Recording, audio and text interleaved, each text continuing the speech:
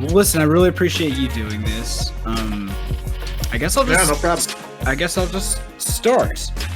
Go for it.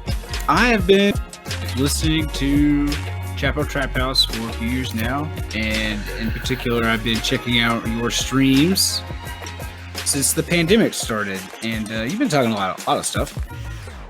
But you've hit on.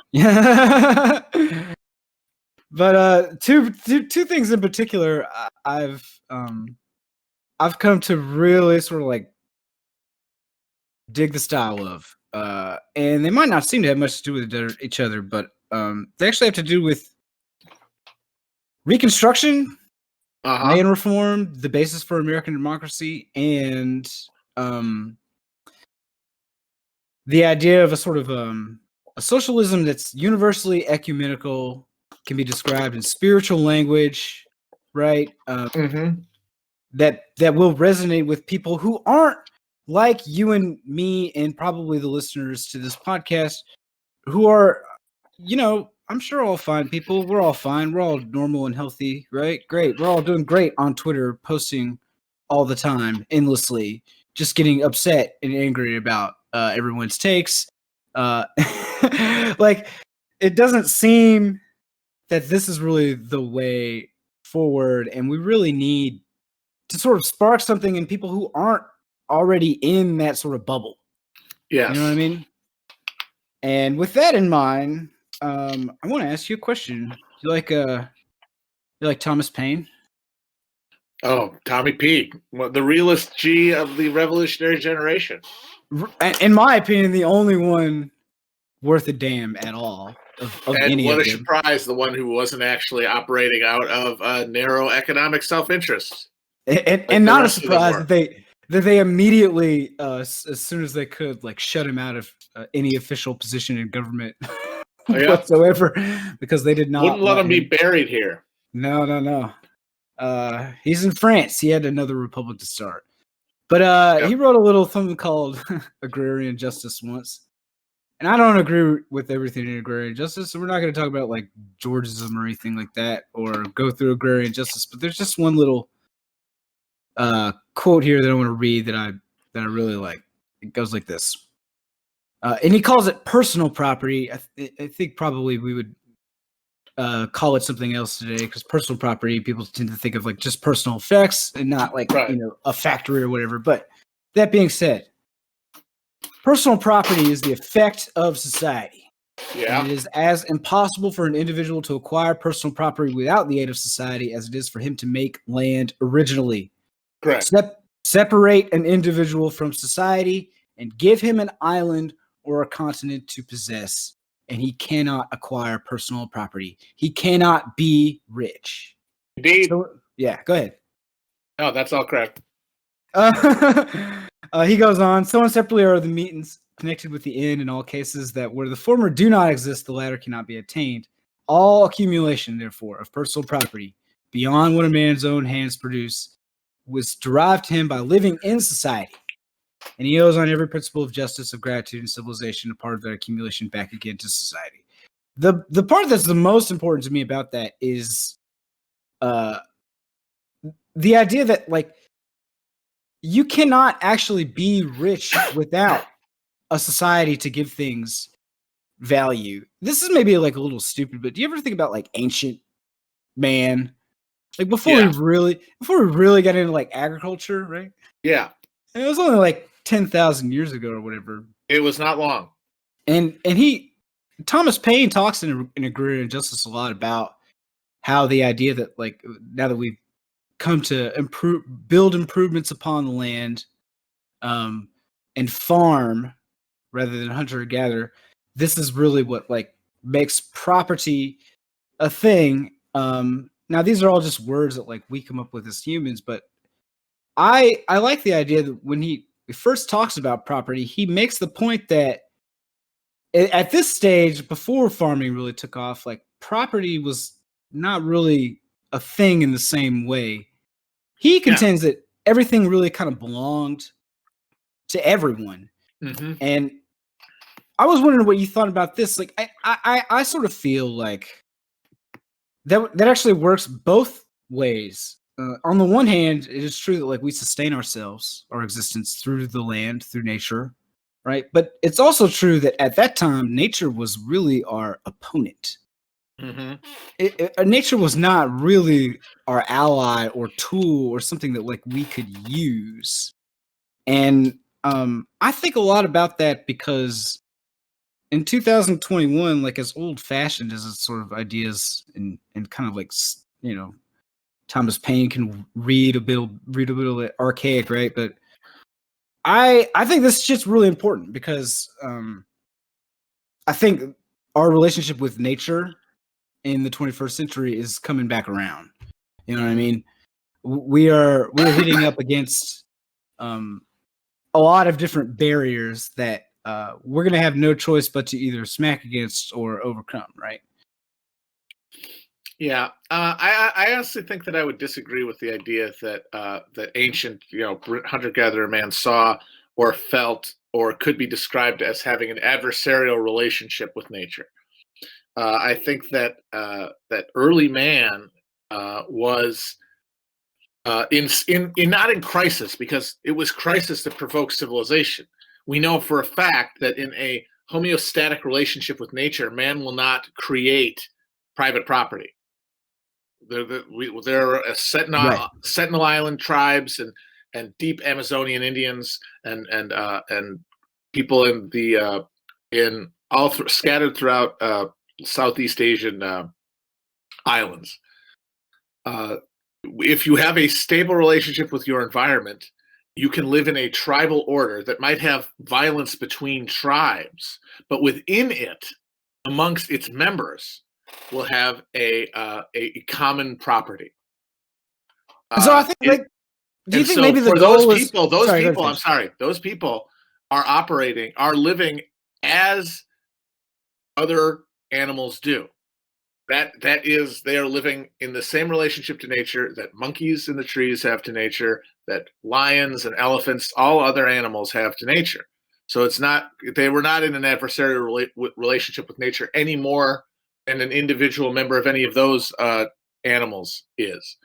Because the anxiety that we think about pain, specifically existential pain, is bound up in a desacralized existence, where we are, because we live in an abstracted world that has pulled us away from the work of living, the literal work of sustaining ourselves, which has now been distributed by the market and by private property. Without that,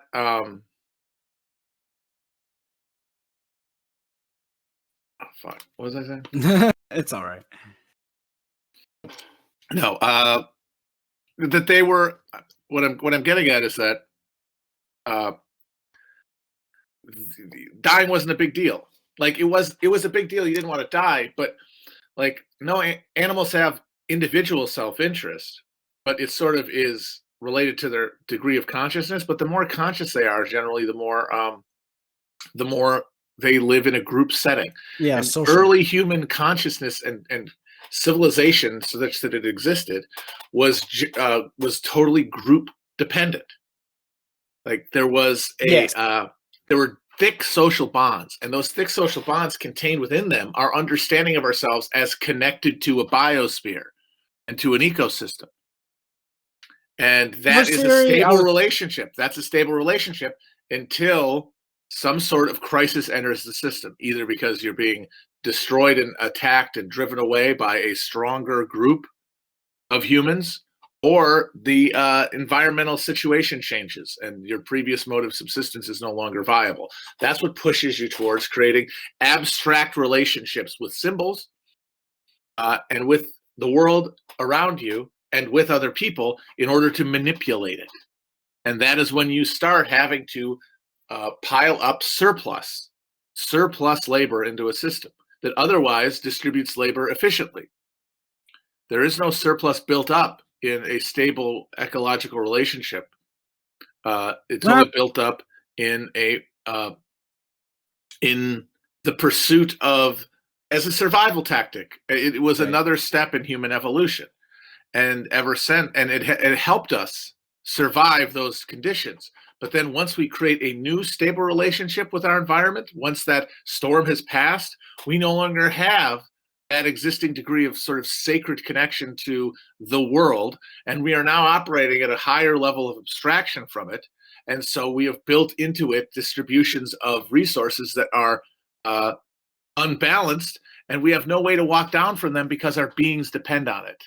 If you're at the top of that totem pole, when you are born into a world that is now stably related to its environment, but now has these built-in social structures of surplus extraction and distribution, how are you supposed to walk down from that when you've never felt the connection that those previous people did to each other that generated that degree of harmonious relationship to time and to your own mortality? Once that slips in, you will be driven away from each other, and you will build technologies and social orders that more effectively allow you to push away from each other and to focus and fixate on soothing the agony of mortality now that you're separated from the world, and now that you understand yourself as both infinite in that you are the only consciousness in the universe, and also finite in the sense that you're in a mortal body, and you cannot feel like the connection to all, which is God, as much. You can feel it you can feel it. You can have the feeling doesn't go away, but your understanding of the feeling goes away. It adheres to things related to this culture that you've built around sitting around on surplus and directing the exploitation of the surplus of others. And then that becomes class conflict that drives human history.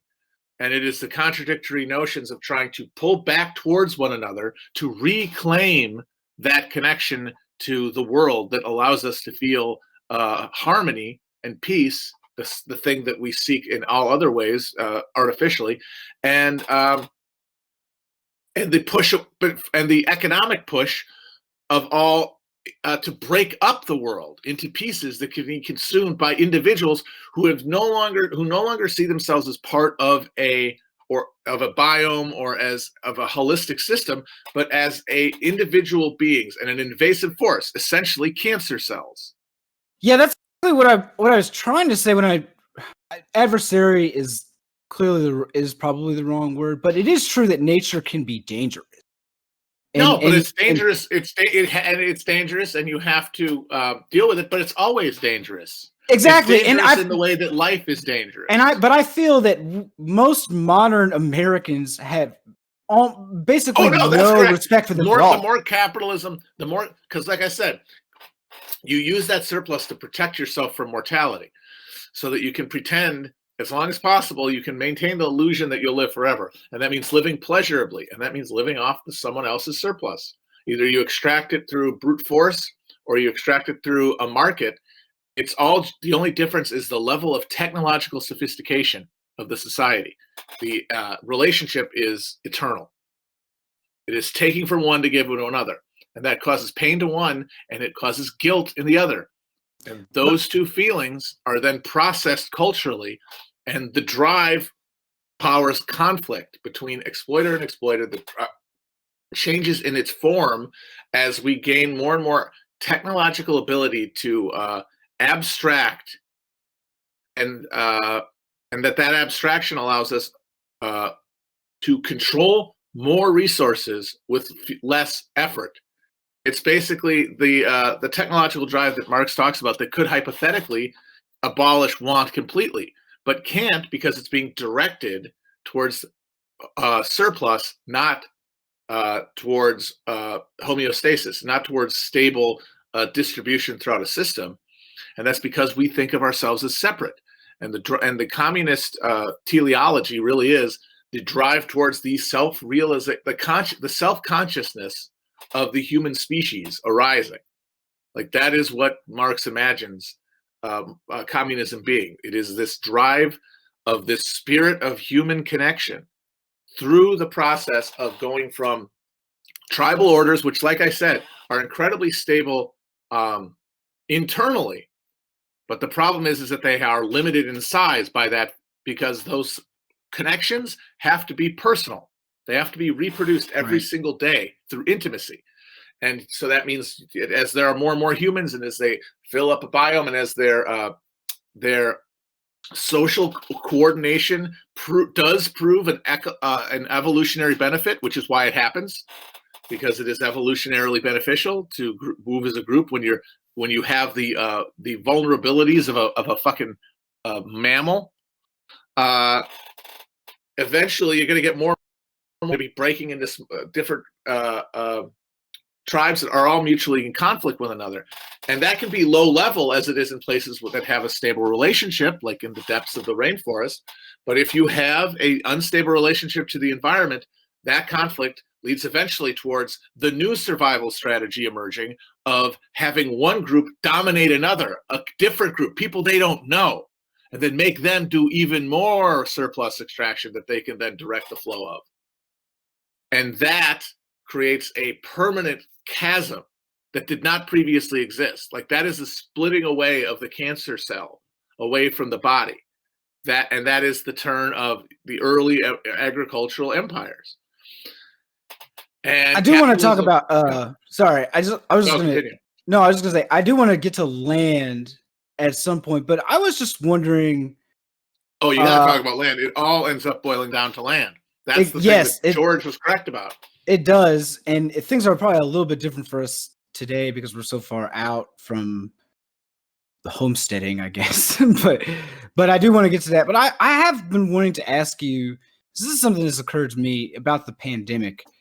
I'll just cop to this. I was raised Christian pretty hard. I wasn't too fundamentalist. You know what? I don't want to traffic in stereotypes, but given that twang of yours, I wouldn't have bet against it. I had a feeling you probably had some exposure to the good book. I did quite a bit, actually, and I grew out of that, so to speak. It became pretty secular in my early 20s. And when the pandemic, and understandable, because American evangelicalism is the closest thing to a priesthood of capitalist death drive we have. So I can see why anybody who grew up around it has no affinity as they get older. Still hard to leave. I think what a lot of people don't get is that religion's much less an intellectual exercise than it is like a communitarian sort of thing. And it was really hard to get away from the friends, the activities, the resources, the connections because that's that I made. The real stuff. That's the stuff that all of our evil institutions are built on. Worth living to me. But that's the thing, is that we live in a world where we live in a society where our culture, our superstructure, is a direct mirror to our society. Yeah. So society, because it's created by the rulers, right? Superstructure culture is created by the ruling class. Ruling class ideas, all presiding ideas, which means cultural institutions generated by those ideas are generated by the ruling class. And so because the ruling class is exploiters, they literally do live in a world where they have confused themselves. They believe that they are separate from fellow people and therefore can do things to them without them affecting them. They believe that. It is a fantasy. And so all of the pain that they inflict is returned to them in anxiety, which they then have to justify. And they create a culture that turns all of the sins of violating our oneness, our godliness, and turns them into virtues, and creates a tale that is literally a mirror image or a dark mirror of reality. And then we have to negotiate that, and we can only ever find language to describe the good, the godly, because it is not something that is intellectual, because it is internal and emotional and can't be translated. We end up having to find our connection to that by picking through sort of the negations within that order that are where the good stuff actually is. The stuff that's being lied about. Keep maintaining this order that is unnatural. But the only way to drive through it, as I was saying, the only way homeostasis is you can't collapse back into just will eat up the Earth's resources. You will be the cancer. You will be the terminal cancer diagnosis. But I think that we could get to a point where technology allows us to re-encounter humanity to such an extent that we reawaken the spiritual and emotional connection to humans at a level that allows us to be self-motivated towards cooperation, because we know that it's actually for the best. And that happens not through an intellectual process, because all that the intellectualization of socialism has given us has been atheism, which is just another advanced form of Protestantism, a way to relate to people abstractly. I can't tell you how embarrassed I am to admit that you're right about that. I got so turned off by any language that referred to spirit, God, divinity, anything like that. Like, at best, it was quaint and funny to me, and at worst, it was like incredibly disgusting. But especially, I'll just cop to this, as the pandemic has gone on, and I've experienced some loss. I've watched other people experience loss, and I'm not talking about economic loss, you know, although that too, of course, and a lot of pain associated with that. I have come to be a lot more soft-hearted about that kind of stuff, and it may not always be the way that I want to describe what drives me to being a socialist, whatever that means. But ideas and words like humans as divinely and created, as special, as with intrinsic worth just because they're humans, regardless of where they were born on this planet, because such a thing is just a matter of chance. This is maybe a little bit out there, but I'm just going to say it. I think I got this from you early in your streams when you would talk about how every person who has ever lived and will ever live is already inside you. You already are those people, and they already are you. You do have the potential, you listening to this, to have come out differently than you did. You just move a few strands of DNA, change where you're born on this planet, change who you're born to, like, and you can make whole different people with whole different sets of ideas, personalities, attributes, abilities, what have you. And remembering that, keeping that foremost in my mind is become very important to me. And anything can happen. Anything can be made true at any moment, because everything is contained within it. The possibility of everything and everyone is contained within it. So you can assume like that there is a world out there where there is this this awakening of a world spirit, a species consciousness that is facilitated by technology, but that basically looks like the rewiring of humanity into like a fully neural. This is the kind of shit that like tech utopians, singularity people talk about, and that is the fantasy of eternity. But to them, it is this illusory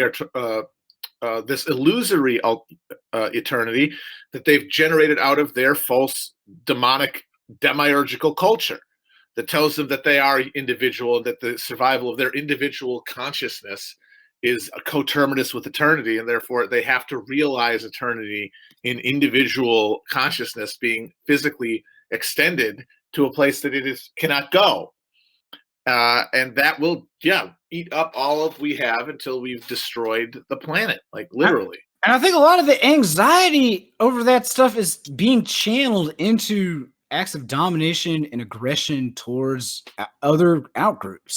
That's the inevitable sort of place that leads if your understanding is so separated from yourself, I think. I mean, you have to be fully detached from other people to not only be blind to just it's ignorance at every level, because actually it's not ignorance, it is psychological avoidance to try to continue the maintenance of your ego. It's like that there is no real difference here between people. That there isn't any meaning to being a human that is not contextual. Like that ego that you fetishize is not yours. These things, Yeah, these it's memories, literally an illusion. the things that you think are yours are all from other people. Not only were you only sired from other people's actions, but your mind is only made up of other people's actions. Your mind there is no you there. You are the sum total of the encounters with the world. And so that means the idea that there is an individual consciousness that can be separated from that is, yes, a illusion. And we are destroying the world because we're operating the gears of our the machinery of our being. Is operating from the wrong orders. It is like a cancer cell that is trying to reproduce itself rather than maintain its role within a body. One of the dings against Marxism that you frequently hear is that it's overly deterministic. Everything is very mechanical in this sort of worldview, and it's said that it doesn't really matter what people individually think, feel, do, explore, because they're all just the victim of forces much more powerful and stronger than they are, that will literally form their minds. And I'm come to think that maybe there's not as much to that as I once thought. Yeah. Because to me, the idea that with our literally just our imaginations, if enough of us collectively reach this point, can actually choose a different way, or at least give it a good try. Yep. And I don't really think there's no reason not to give it a good try, given where we're at. I would put it this way. So I would say that the universe is fully deterministic and mechanized. Every decision has already happened in the sense that it's frozen. Every single action has a every reaction has an action. Every cause has an effect that stretches all the way through to the Big Bang, and you're totally frozen, and nothing can stop it. But because we live in a universe that is infinite in its possibilities, because it contains all of us and all of the matter within it that are just being rearranged every fucking, and this changing relationship to itself at all times.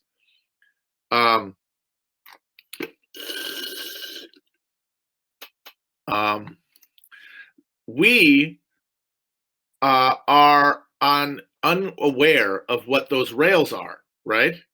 Because we cannot perceive beyond a narrow, very small peep, into the actual mechanisms of the universe. Our senses. It doesn't help that we our societies literally train us not to do that stuff. I think, at least in America, it makes it so much harder. But I don't think it's impossible.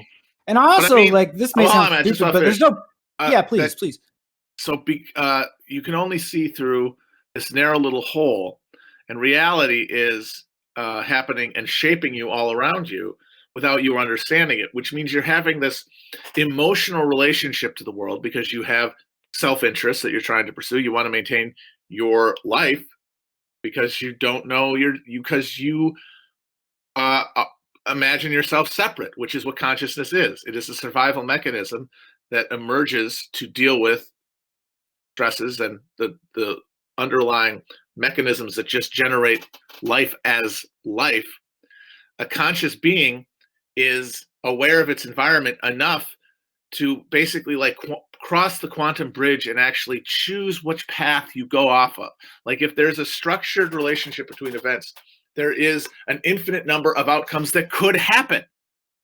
And where your individual consciousness does is essentially push you through that skein of infinite possibilities onto a fixed route.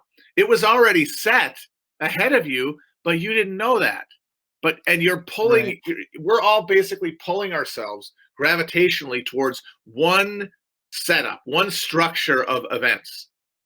But we're making decisions in every moment that guide it, which means that we have no idea, since we have no idea what's going to happen to us as individuals, we can have no idea what's going to happen to the future. And that means that any possibility is on the table. And that communism describes how it could go. That means we could be in the world where it does. We could, because it could go that way. I mean, just statistically, anything that could happen over a long enough timeline, right, will happen. So that means it Yes. could happen. And so if you live in a world where it could happen and you know it's the right thing because this is what it is, then you got to seek it. If you have an ability to act politically in your life, you are obligated to yourself to creating like a sense of harmony between you and the universe that can like soothe the existential pains of death and the hurt of living in this world and being alienated and alienating others in turn and all that guilt. You can sort of assuage that by moving towards the good and knowing what might happen and knowing how we could get there is how you do that. Do you like Du Bois? I like Du Bois. Oh yeah. He's this is him at a little. He's being a bit poetic here, but I like this.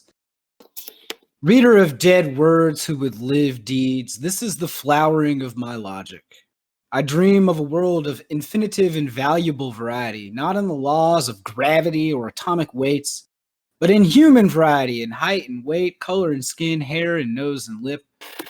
But more especially and far above and beyond this is a realm of true freedom in thought and dream, fantasy and imagination, in gift, aptitude, and genius, all possible manner of difference, topped with freedom of soul to do and be, and freedom of thought to give to a world and build into it, all wealth of inborn individuality. I'm not maybe totally sure how I feel all about that quote. And Du Bois is always really hard for me to read because he's very good at making himself hard to disagree with. Yeah, right. But you know, when I read that and he talks of infinitive and valuable variety, I really think that he was on to something late in his life. And the reason he joined the Communist Party so late in his life wasn't just because he was trying to like thumb his nose at some people, although that probably had a lot to do with it. I also think it's because he recognized that, like, I don't know, maybe this is somewhat paradoxical or at least unintuitive, but communism or socialism, whatever you want to call it, constantly dinged for like erasing individuality, not valuing it or whatever. But to me, like the system that we have now, we have a bunch of individuals like more or less crafted by this disgusting culture and society that we have that are very similar. And communism would actually allow people to really, truly explore all wealth of inborn individuality. It's incredibly important, and I don't really see enough people talking about this. What we think of as freedom, and I don't mean we in, I mean we in the sense of pretty much everybody in America, certainly, and all over the world, and including everybody who calls themselves a socialist or a communist or whatever. They have, to the degree that they have been stripped of their like emotional connection to the world, the degree to which they have been alienated, is the degree to which they have had to fill their will to live with the pursuit of pleasure, which is, of course, unworked for surplus in an alienated system. That's all you can do. You can only seek that. And everybody, to one degree or another, because we've lost the ability to live connected lives that could rob us of that sense of angst, that driving angst that makes us agitated, because this is the time that we should be spending together. This is all the time that we should be spending together, and we can't do it. So all the time that you can't spend together turns into this surplus of anxiety. And all we're doing is trying to navigate that by avoiding pain and pursuing pleasure. And since those things can be replicated technologically, you can be technologically threatened with pain, and you can be technologically rewarded with pleasure, even if you are being exploited by the surplus machine, the demands for the extraction of surplus, the alienation machine. Even then, you are still directed, to the degree you're alienated, and that is almost universally now in the first, quote unquote, first world, you are being driven not by anything that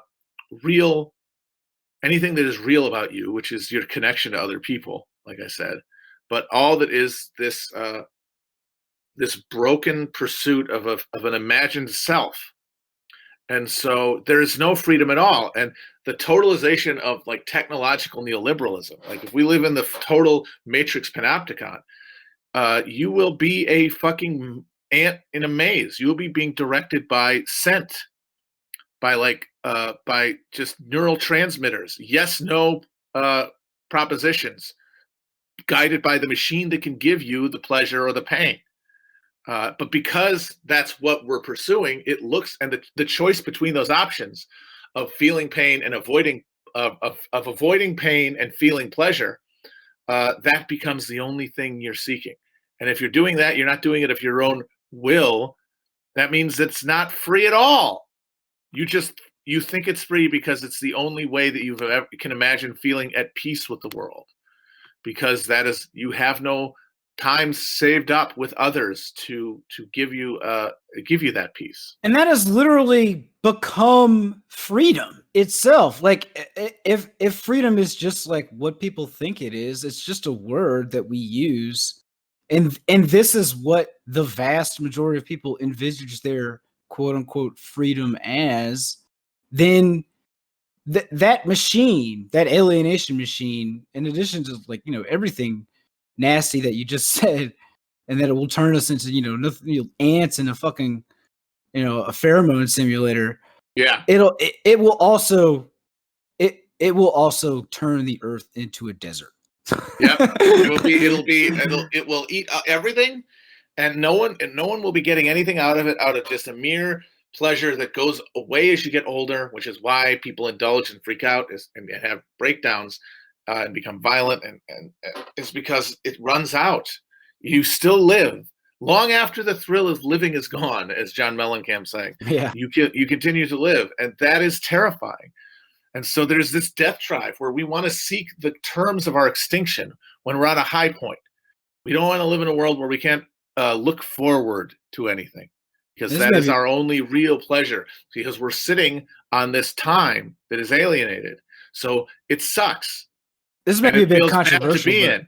The only thing you can do is look forward to something. So it isn't even the things you're seeking. It isn't even the pleasures that you're going after that you are actually getting. That's actually driving you. Is just the looking forward to more of it.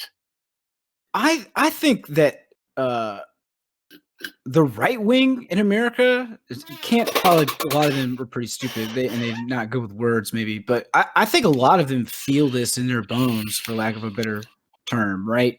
And I think that's why the most virulent of them are literally kind of rooting for World War III.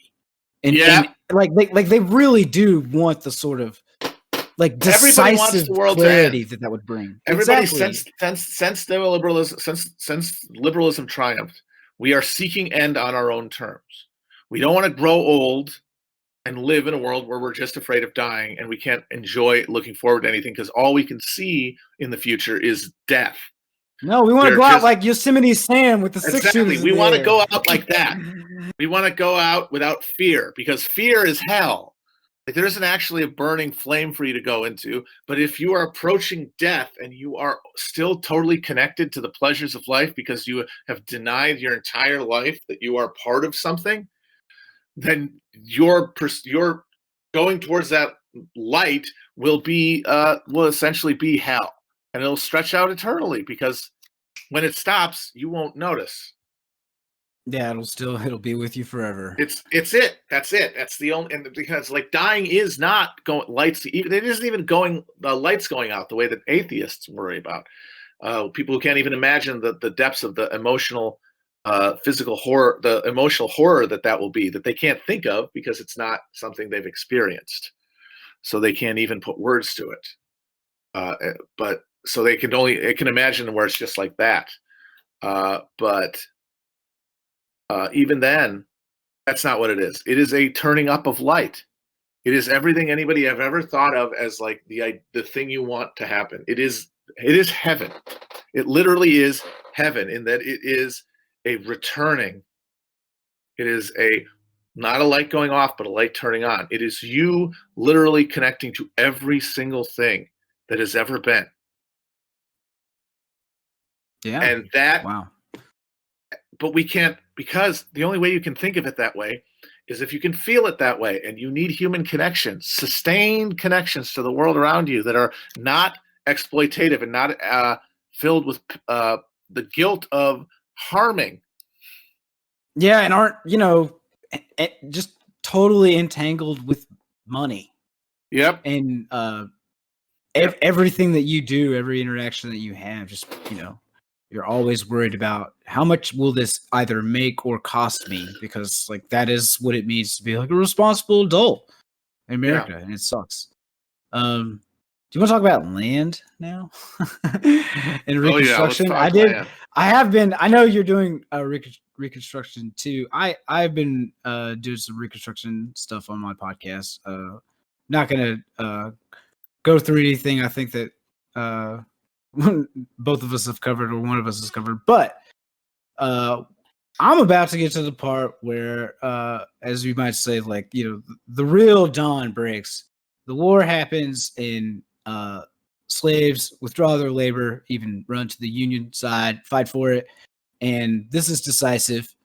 And of course, Reconstruction really began actually during the war, I'd say, in terms of like a lot of the land stuff, such as was done, the little that we did do, started during the war. But after Reconstruction, I guess it really kind of takes off a little bit more. And the question becomes, I think in some sense, like, what are these people, these former slaves, but not just them, the entire South, because the whole thing's been, fucked over the barrel pretty hard. Set on fire, everything's gone, burned, eaten, everything sucks. Well, what are these people here to do? And, the big dream of American freedom, I would say, during the Republican Party during that time was the homesteader, the freeholder, the yeoman. And it was to give people, a stake, make them bourgeois, right? And I think, I can't name any names, of course. I probably should have somebody in mind, but I think maybe this is just something I've struggled with, perhaps.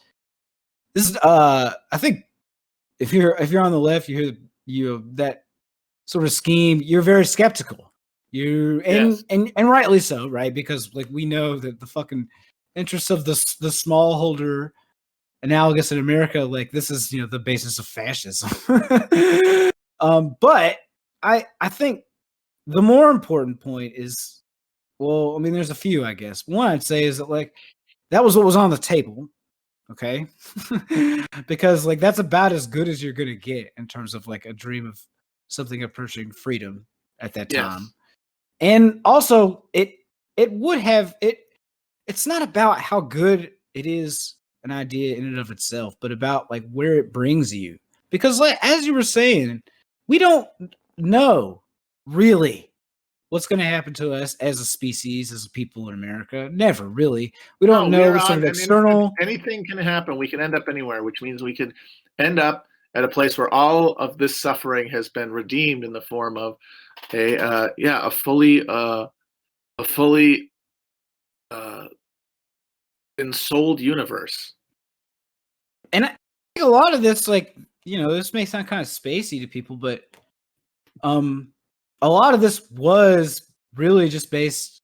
It got popular for a brief moment in time, I think, or at least like was an option in some places. This sort of radical redistribution of land, not just to the freemen, but the small whites too, of course. Absolutely, that would have been key. I don't want to, absolutely, and I don't want to leave them out, but this idea was like those smallholding whites. Pretty much everyone in America already recognized they were human.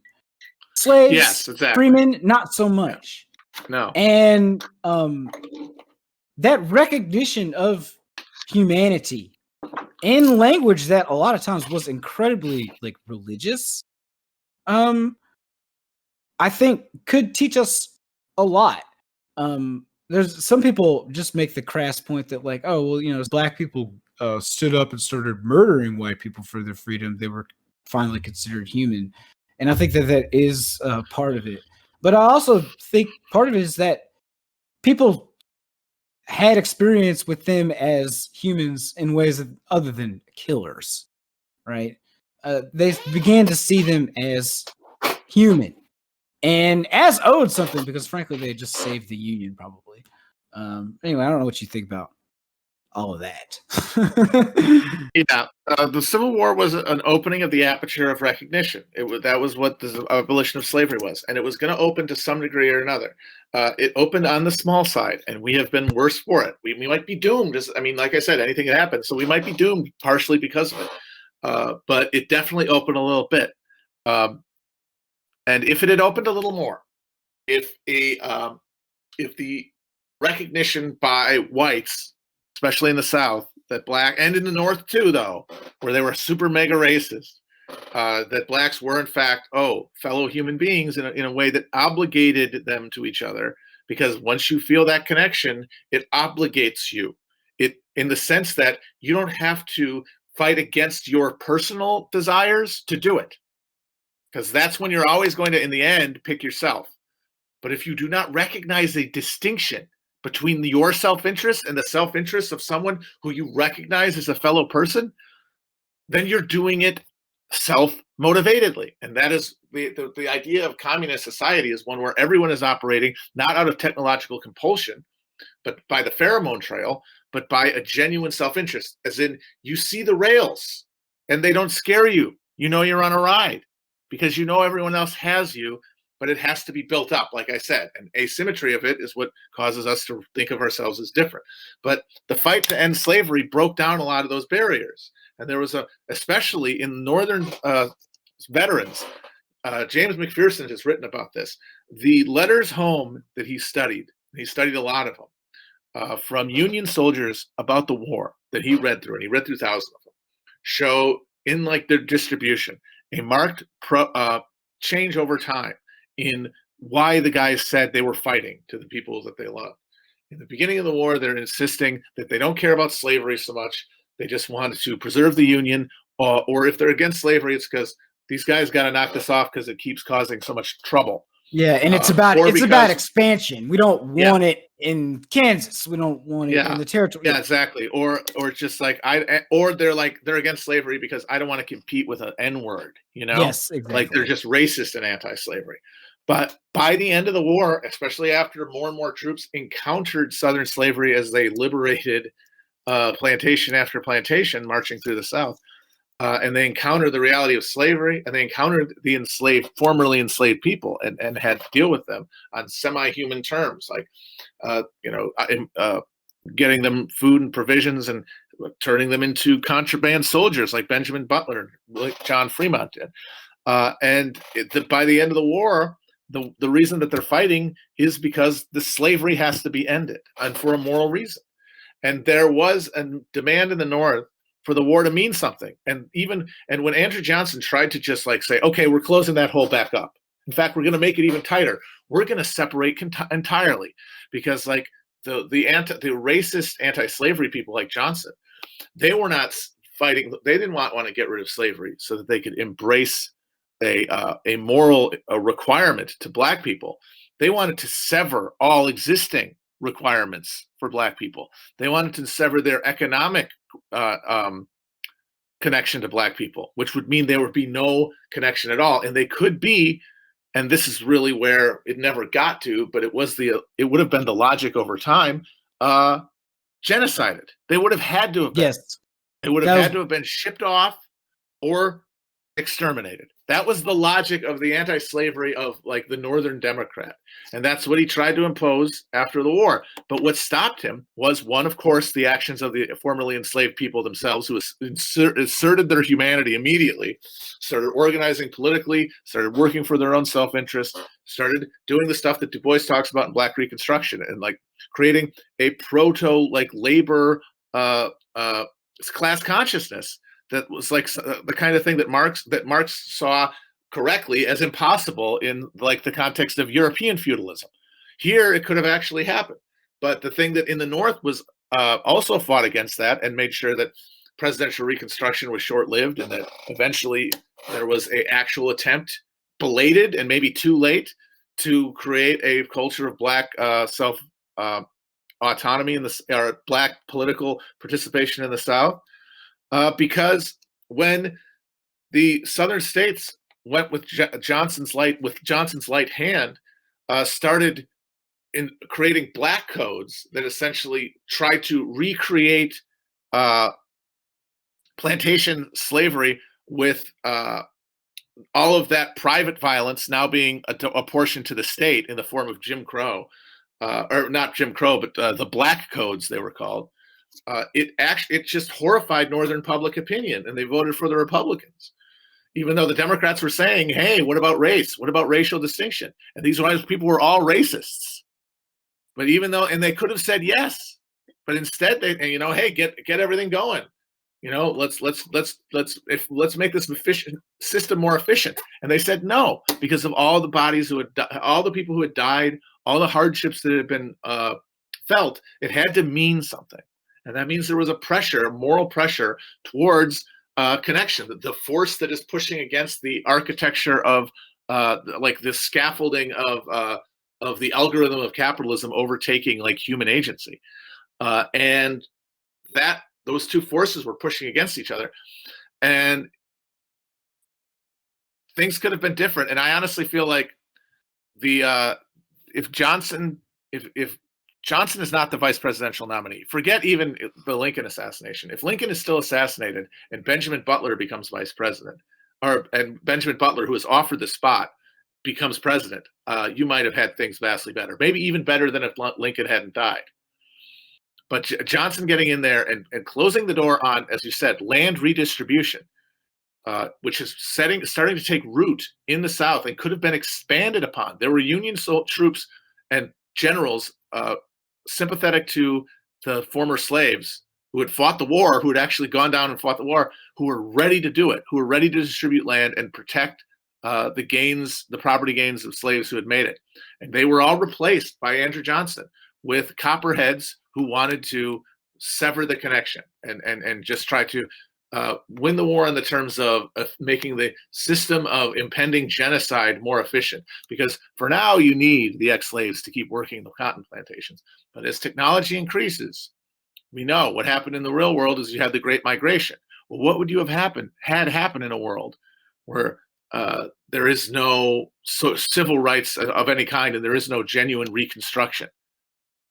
You'd have this population that wouldn't be able to move, that would be on completely hostile, a place where it would be all across the continent. It would be that homo saussure that Agamben talks about. What would the response? Wholesale deportations? I mean, I think probably it starts with, I don't know what else to call them, concentration camps. Yeah, and then probably from there it goes to liquidation. Yeah. I think. But what stopped that was the push towards the other thing that's pushing against technology, humanity. And the fact that that there was that brief efflorescence of Black political autonomy, it was for the good. And if it had been more, it would have been better. Because if you get an alliance between former Black slaves in the South and poor whites, specifically poor whites in the upcountry who were all pro-Union during the war and hated the Confederacy, even though it was not because of racial issues for the most part, but their hatred of the Confederacy, if it had been yoked to an economic agenda that would have given them land and debt relief, I think they would have dropped a lot of their racial requirements. And if that had happened at the expense of the plantation aristocrat class, if they had been genuinely dispossessed of power and land, which they would have loved to have seen because they hated those motherfuckers, then maybe all of a sudden, hey, you know what? Go into an integrated tone cotillion doesn't sound so terrifying now. Because before we get too far away from, like you mentioned, Andrew Johnson, and like one of the reasons he's, to me, like the bottom personally of the list is because like when he was coming up and he was getting into office, like people were genuinely afraid contemporaneously that he was going to be an American Robespierre. Like he really fucking hated planners and the planner class. He really did. Like he was a nasty, nasty son of a bitch too. And that people is thought he was populism. going to be an incredible populist. But yes, in the exactly. end, And it what did he not turn out. represented, like Andrew Jackson, what Jackson and Johnson represent is that populism of resentment, where it is not based on a desire to like awaken the awareness of humanity in each other, which is the revolutionary drive. The reactionary social drive is to try to reinforce one's own interest, one's own emotional reality by creating a false category within humanity to care about, a nation or a race. Yes, emphasis on the false. Yes, exactly. And that is literally falling backward. Like we're being pushed through this thing where we are being alienated and atomized, but also culturally connected to one another intellectually, right? Through technology. And that those things are pushing us, even though it causes horrible violence and stress, because that's literally history. It could push us in a direction where we resolve those contradictions. But what the flailing like body, the resentful body, is that middle category of person who is not fully empowered and who feels like they could be dispossessed at any moment, and therefore is angry about that.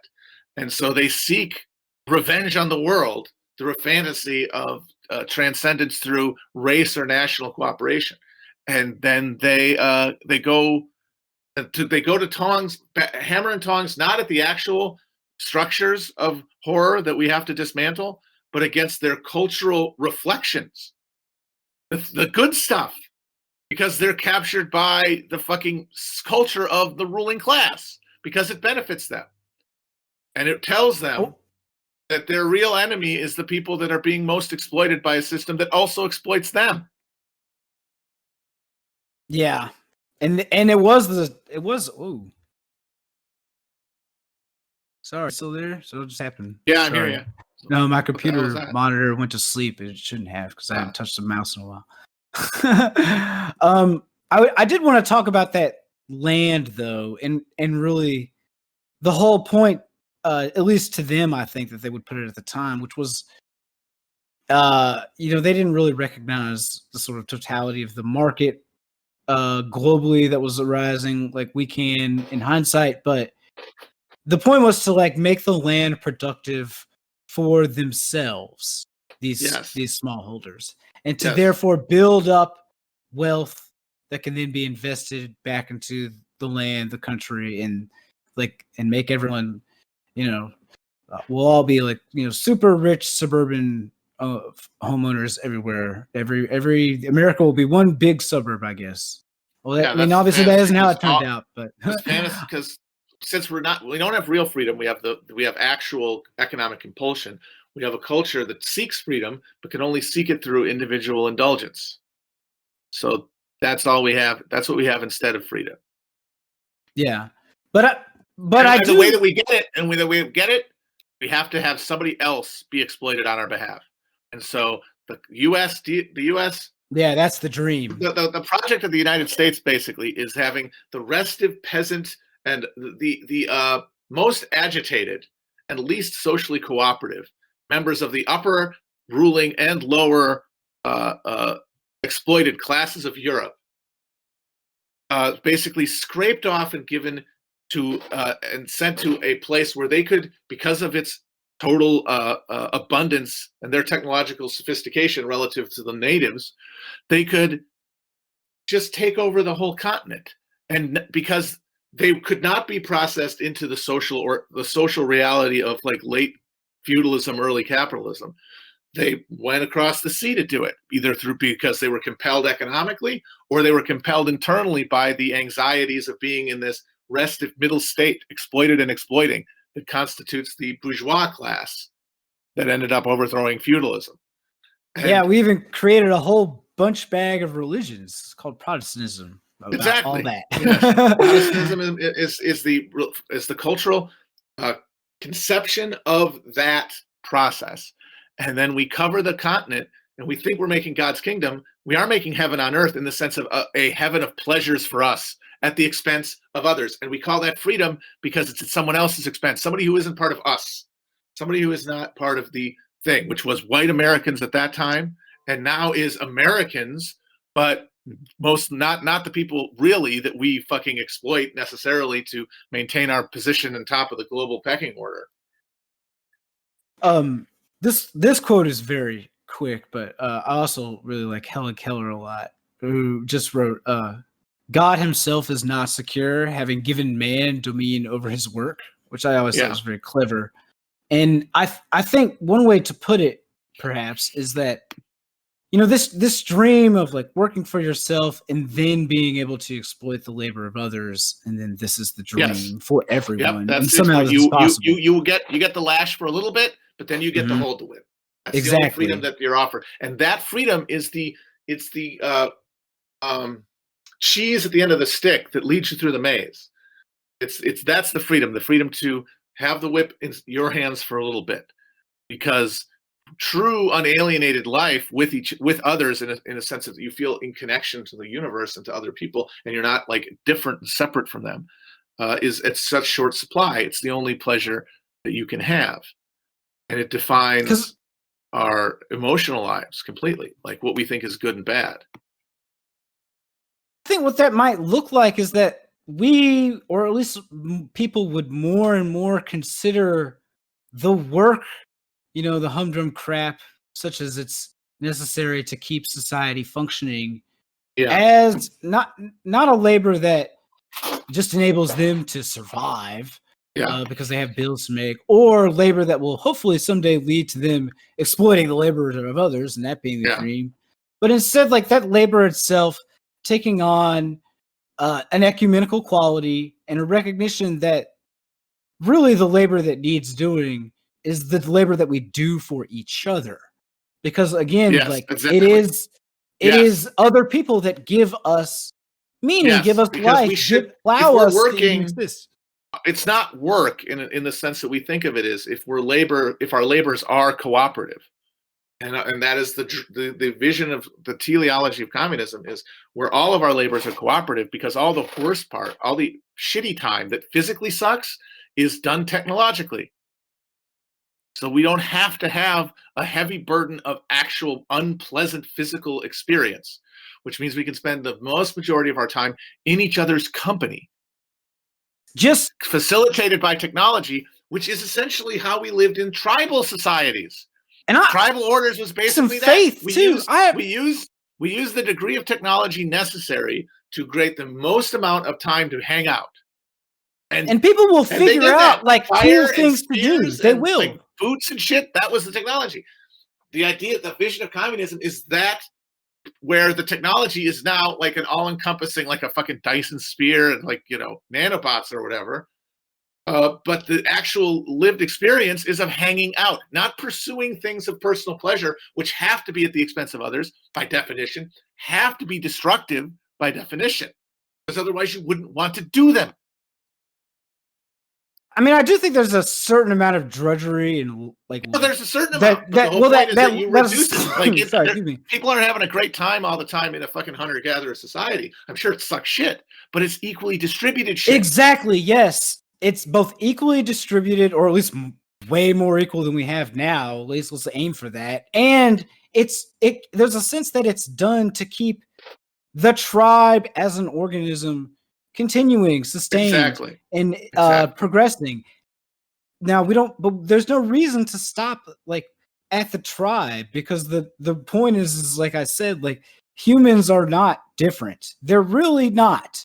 You yourself could be totally, totally different if you were just born somewhere else and had a little bit of a different upbringing and a couple of genes flipped this way. Like, you would be a totally different person depending on when and where you're born in time. And you're, in that sense, not special, or at least not unique. But you are special, I should say. I'd put it that way. And recognizing that sort of like value that that the goal doesn't need to be like, you know, how to live by dominating other humans because they're outside us, but how to live insofar as we can, nourishing humans, helping them to thrive, helping them to find, once they have the basic needs of their lives met, what they should do with their own time. They'll figure something out, something pretty cool, I bet. At least some of them will, and there's like billions of us, so I'm sure at least one of us will have a good idea, right? Like, and then it'll take off, and then who knows what could be next. It's all very thrilling and exciting, but we can't get there until we recognize like this shared humanity, I think. And this idea that like some of the crap that would need doing still in a communist society that we couldn't like outsource to machines or whatever, and then a human would still have to do, like wouldn't be considered, so distasteful or means to, getting somebody else to do that shit for you so you can sit on your ass and make money by doing nothing and consuming, right? It would be because it needs doing and we all care about each other. And you know what? It's pretty equally distributed. And everybody has the basic needs of life more or less met as well as we can. So, I'm happy to do it in a sense. And it won't feel like drudgery as much. Exactly. It won't feel alienated. And so all the stuff we do to assuage the horror of life that makes things worse for all of us, all the negative consequences, all the externalities are captured and contained by a social order that can fix them, because it doesn't create a problem. Because the problem, what you have in a capitalist society is that every problem that is created by capitalism can only be solved with more capitalism, which means that you create a problem instead of solving one. You do not solve the problem; you create a new problem. And then you create a new problem. So you only reproduce the problems. And then you just can only market be destroyed by eliminating the essential problem, which is alienated, pained people trying to solve that pain by taking from each other, by hurting each other. And currently, we basically take that pain and we find new ways to market different ameliorative sort of like, gizmos, gadgets, experiences, consumer goods in order to sort of like as a balm to sort of soothe that feeling. But that's all that's the only kind of solution that American capitalism It's the only solution. Communism is the only answer. 100%. Everything else is a question of, does this get me to communism? It has no practical consideration as an end state to be fetishized. It is, does this get me to communism? That could be the only fucking hubristic. Everything else gets you caught in the weeds of trying to defend a structure that is, by definition, the deformed outgrowth of a diseased culture. Deal with it in its terms, but always with the higher consideration of, is this going to push us in the right direction? Not that it's going to create a status quo, because we're fighting against the tide here. The sands are running out of the hourglass. This is not a time of building. This is a time of surviving. What's going to survive? What's going to have resilience? And what are we willing to sacrifice for our ego?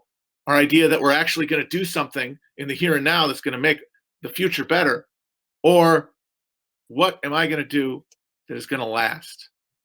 What am I going to do that is something people are going to be able to pick up from in the future and use? Post on Twitter a lot. Yeah, exactly. Nothing more likely to stick around than tweets. Yeah. I mean, I think I heard you say this too. Like Twitter, to use it healthily, I think should 99% mostly whatever be for just hanging out with your friends and having a good time. Don't take it. It's not the place for the discourse. Yeah. You can maybe lob some peanuts every now and then. That's fun. But mostly just you should hang out, I think. Do you want one more Du Bois quote? Yep. If you're feeling inspired. Yes. One more and then I gotta go. Thanks. Yeah, no, we're wrapping up, dude. Thank you so much. The return from your work must be the satisfaction which that work brings you and the world's need of that work. With this, life is heaven, or as near heaven as you can get. Absolutely. The heaven is on earth. Heaven is around you. We live on Pandora.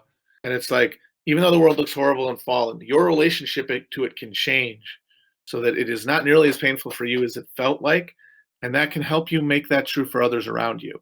And then they can help. It's a pyramid scheme. Like capitalism's a pyramid scheme, but evil and it has to collapse.